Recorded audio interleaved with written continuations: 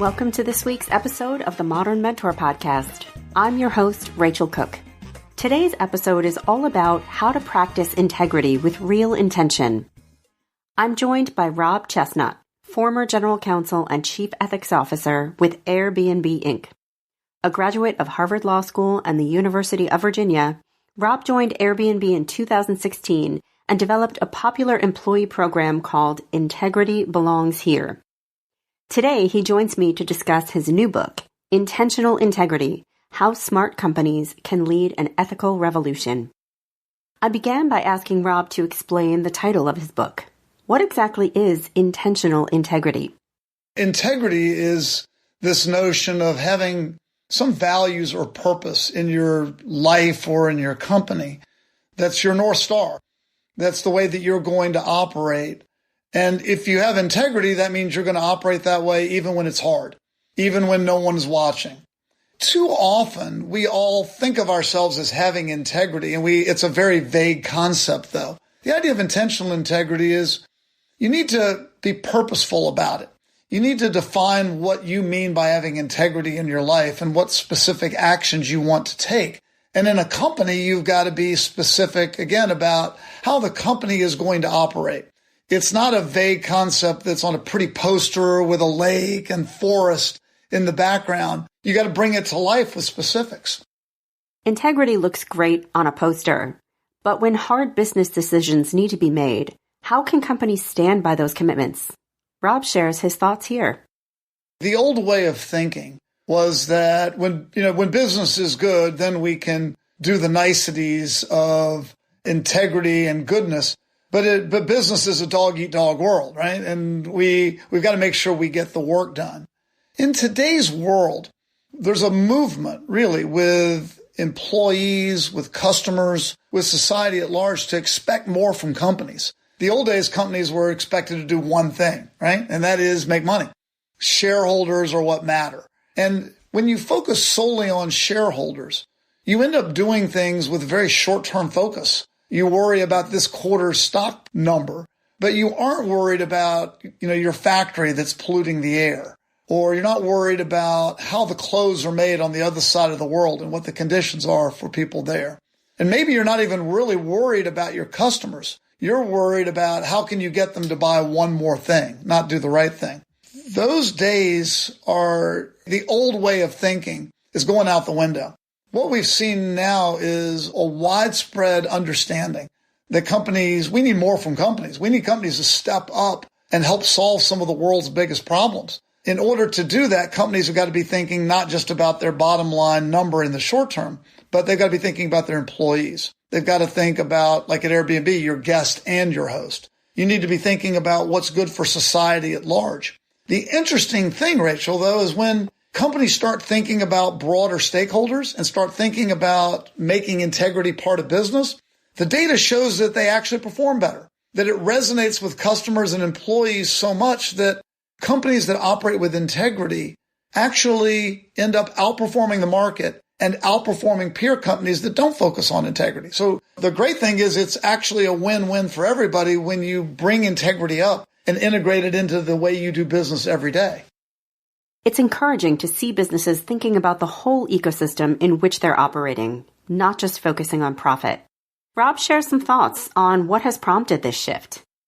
I think the internet's played a big role in it. That in the past, if an employee didn't like what was going on inside of their company, there wasn't a whole lot they could do about it. Things were just getting swept under the rug. Today, the internet makes all employees potential whistleblowers.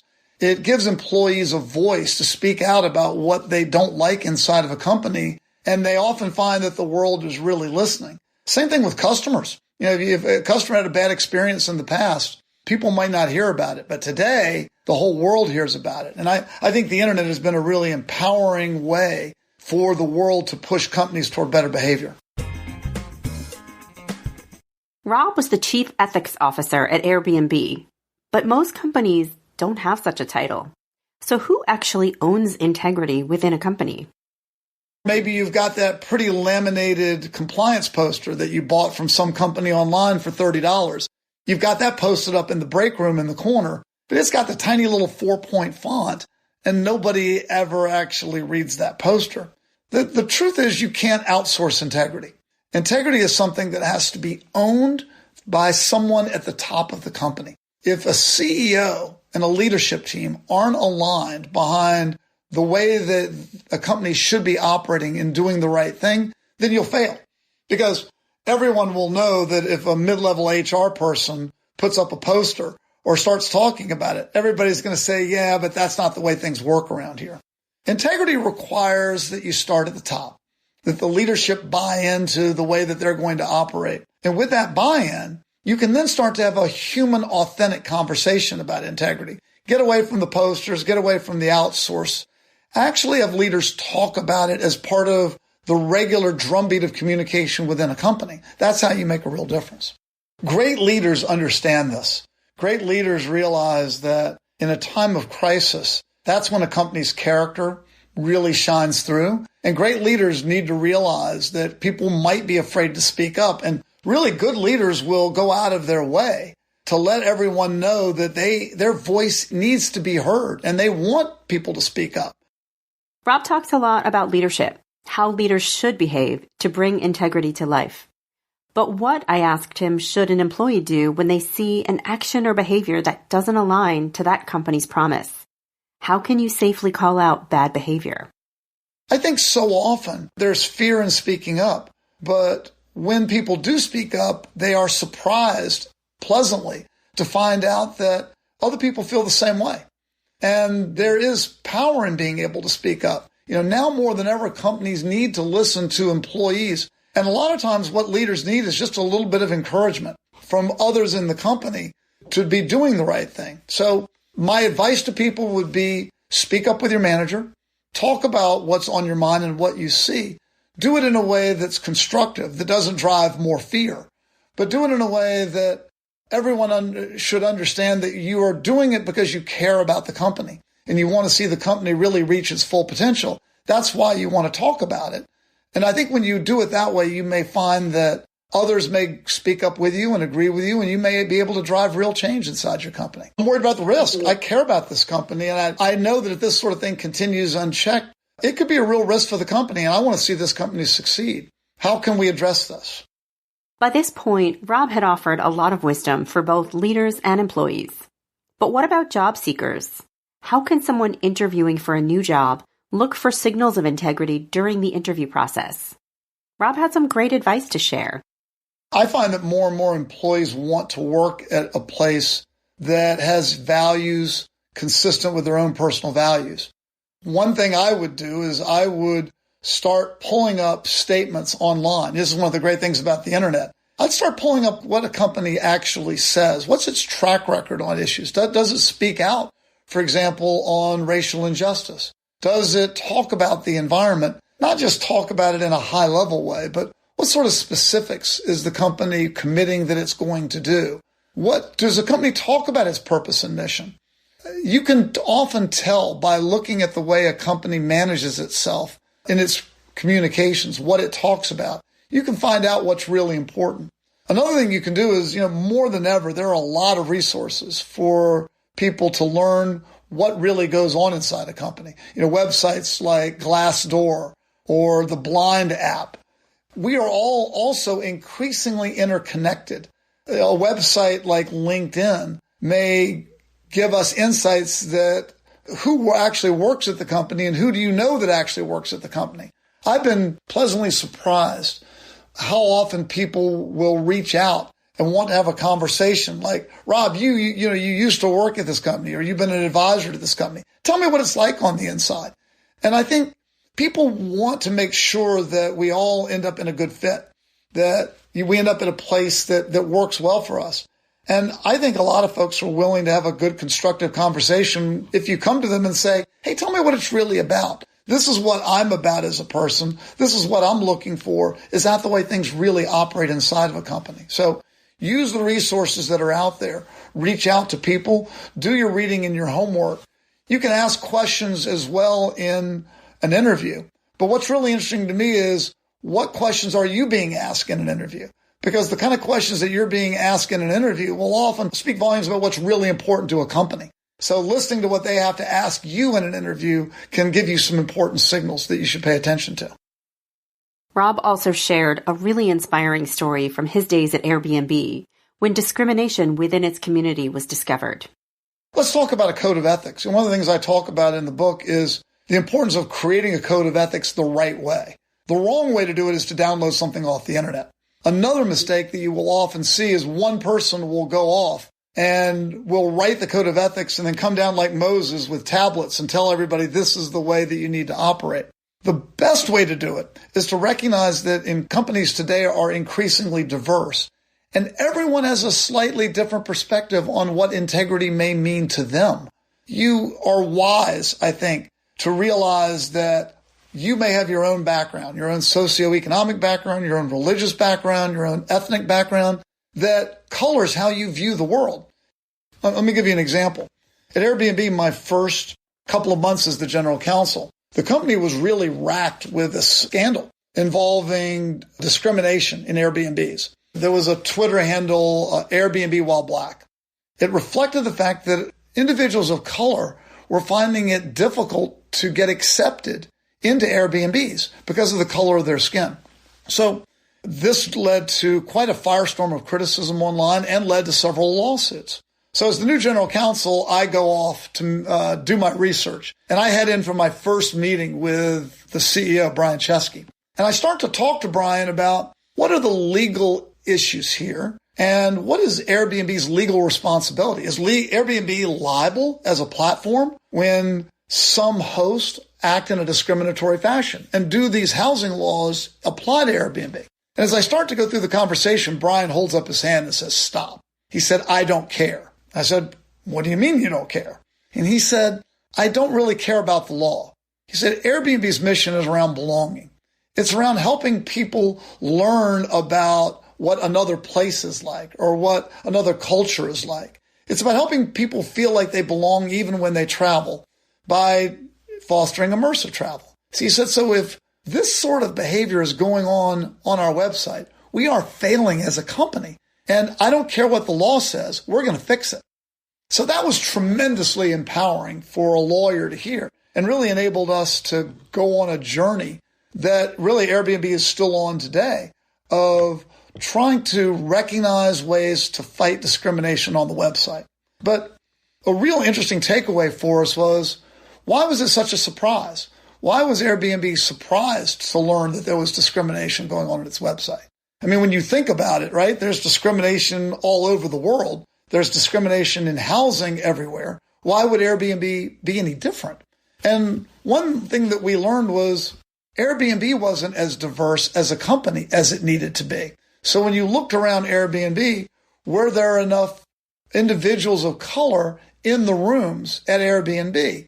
And the answer was we had to recognize that we didn't have enough people working at Airbnb who had actually experienced discrimination themselves. If we had been more diverse inside the company, we would have recognized it as a problem a lot earlier and been able to avoid so many terrible experiences for individuals and been, I think, faster on the issue. So I think understanding how diversity can help you see so many different perspectives on a problem, avoid issues, be smarter as a company, will help you become, I think, a company of integrity that will be able to do the right thing a lot faster. By this point, we had talked a lot about the responsibility of leadership and organizations. But what, I asked him, about each of us as individuals? How does he advise people to define an individual's sense of integrity? We all tend to give ourselves a break. When I walk into a room for a talk, I'll often ask people, show of hands, how many people here have integrity? Well, everybody raises their hand. We all believe that we are basically good human beings that want to do the right thing. The problem is that we don't get very specific with ourselves. We tend to see the world through our own eyes and will therefore often give ourselves the benefit of the doubt. I'll give you a great example. I tell this in the book, the story of Dan Ariely at Duke University. Dan Ariely is a behavioral scientist who studies dishonesty. He does a study where he puts number of subjects in the room and hands out a sheet of math problems. And then he says to everybody, I want you to start doing the math problems, but I'm not going to give you enough time to finish. When I say stop, I want you to stop. The sheet goes out. People start doing the math problems. He says stop, pencils go down. He then says, I want you to come up one by one to the front of the room, put your math worksheet in the shredder. And then as you leave the room, go to the proctor, tell the proctor how many problems you did. And we'll give you $1 for every problem that you did. So people start walking up, they go to the shredder, they tell the person how many math problems they did, they get their money and they leave. What Dan Ariely doesn't tell people is that the shredder only shreds the outer edge of the piece of paper. So he actually knows exactly how many problems everyone in the room did do. What percentage of people tell the truth? And this, by the way, Dan has done this study with tens of thousands of people all around the world, different cultures.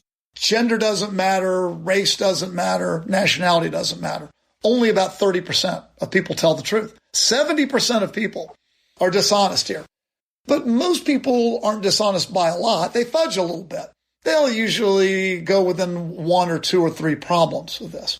The truth is, unless we specifically commit to the way that we want to operate, and even think about problems in advance, put ourselves in a position like, what would you do if you were in a room and someone made an inappropriate remark, a man made an inappropriate sexual remark to a woman? What would you do? Now, in the moment, you might be so shocked by the remark that you might let it go. Or you might see a couple of other people just laugh, and therefore you might just laugh along too and ignore it. I think real integrity comes from thinking about those sorts of situations in advance and saying, you know what, if I were in that position, or when I am in that position, what am I going to do? Make the decision in advance about how you're going to handle it, because that makes it a lot easier in the moment to step up and make that decision. So a big part of personal integrity for me is think about what you really stand for and don't give yourself a pass too easily. Be specific about what you mean by integrity. Thinking about those things in advance, I think, helps you lead a life where integrity can be your North Star. I think it's also okay to be kind to ourselves and realize that there are going to be moments that aren't our best, where maybe in hindsight we didn't handle something well. We're human, we're not perfect. So go back, reflect, and if it's something you're uncomfortable about, you can often undo things by having the self-awareness. Maybe go in the example I gave, go back to the woman whose presence that comment was made and say, you know something? I want you to know I've been thinking about this, and I really regret the way that I stood there and didn't say anything. I owe you better than that. I need to be the kind of person that steps up and speaks up on your behalf in those circumstances, and I want to apologize. And I'm going to actually go now have a conversation with the person who made that remark, let them know that it was inappropriate, and express my regret for not speaking up in the moment. If you handle it that way, I think you may find that you may earn the respect of all the individuals involved because you didn't just let it pass and do the easy thing. I hope you enjoyed my conversation with Rob and took some inspiration you're ready to put into practice. Let me know what you thought or send a question my way. Check out the links in my bio for all the ways you can reach me. You can check out my website at leadabovenoise.com or follow me on the Modern Mentor podcast page on LinkedIn, where I share content, videos, and inspiration you'll only find there. Join me for another great episode next week. And until then, thanks so much for listening and have a successful week.